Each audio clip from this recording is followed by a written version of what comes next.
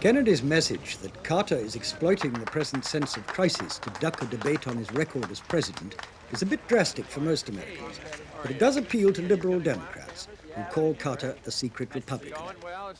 I'm very grateful to you. Quite clearly, one of the most important things that we have to do is try and identify those that will give us help and support. We're facing the fact that Mr. Carter will not come out of that White House or the Rose Garden, but we're going to get him out of that White House and the Rose Garden, are we? The reporters and cameramen that cling to Kennedy rarely report what he says. Usually he gets space in television news only when he stumbles in a speech or fluffs an answer to a question. Okay, appreciate it. If Kennedy resents the battering he's been having from television, he doesn't show it. At this early stage of the campaign, it's often best to be an underdog. Mark, are you aware? Are you going to come to church? Thanks a lot. Nice to see you. He has a different policy than the president, and I don't believe Carter is really a Democratic president. He's more Republican than a Democratic president. If my mother likes him. Because your mother likes him? Yeah. What do you think of him? I don't know, I think he'll do something better. I think he'd make a very good president because he's a leader, and Carter has not provided leadership for our country. How about Chappaquiddick? What do you kids think about that? I don't think it's an issue at all. The only time you hear it is on the national news media. They're the only ones that are written, that are talking about it and writing it. Why do you think Kennedy's candidacy sagged so badly? Well, how can you fight the Ayatollah in the Jimmy Carter show on ABC News every night for what, 81, 90 days? He doesn't care about those 50 people in Iran. He's just using this for his election. Yeah. At Kennedy's one public meeting of the day, his audience is friendly and he can afford to relax. He has the unusual gift of self-mockery. For no apparent reason, he opens his speech in French. C'est un grand plaisir pour moi d'être ici aujourd'hui. J'étais en France pour mon service militaire, mais il y a 25 années, et j'ai oublié un peu. Et maintenant, je parle anglais. Kennedy gives one the impression that he's by no means sure he really wants to be president, but that now he's running, he may as well enjoy himself. I can keep going. Je parle avec ma mère un peu aussi. Let me just say what He can be self-contradictory and unashamedly demagogic, but he does galvanize audiences, and his jibes at Jimmy Carter are finding an echo in the press. Oh, how I'd like to have Jimmy Carter here this afternoon, right up here. And we'd have a chance to talk about some of the things which are important.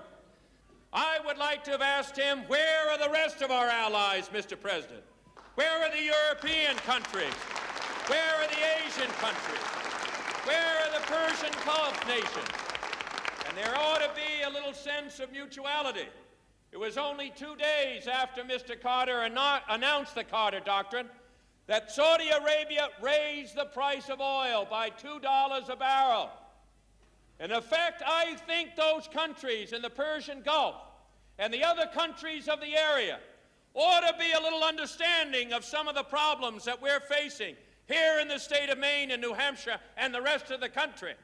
They ought to understand that the prices of home heating oil are tough for the elderly people and for the working people in the Biddeford-Saco area.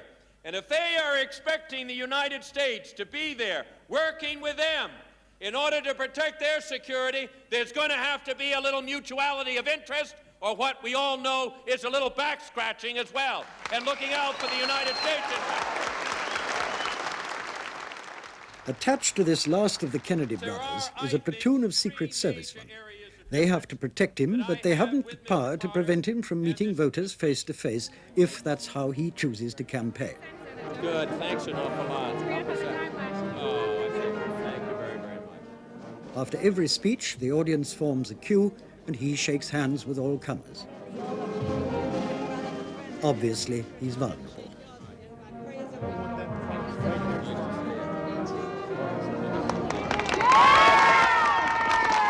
I love him. You love it? Yes. And I kissed him too, and I told him so. What do you like about him? I like the Kennedy boys. I think they're honest boys. How are you? Nice to see you. Thanks very much. Good to see you. Thanks very much. see you. Thank you. Do you think he'll make it? Nationally, I doubt it. I doubt it very much. What do people of your generation think about Chappaquiddick? Is that a handicap? No, I wouldn't. don't think so. I wouldn't say that extent, although it's something that'll follow you, especially in politics. You want to find out your sins, go into politics. Hey, that's dead and buried. It Everybody in their lives, happened they'll 20 have a years good time, ago. won't they? Let it be there. It's buried. It's nothing. Hey, probably the other people have done worse than him. It doesn't come out. That's all. Whatever he says, he'll do. He won't be like Jimmy Carter, hide someplace. Right. He's it. Go along with that. I hope he gets in. So, what are the chances that this new invigorated Kennedy will win his party's nomination? They're slight, and he's a Liberal in a very conservative year.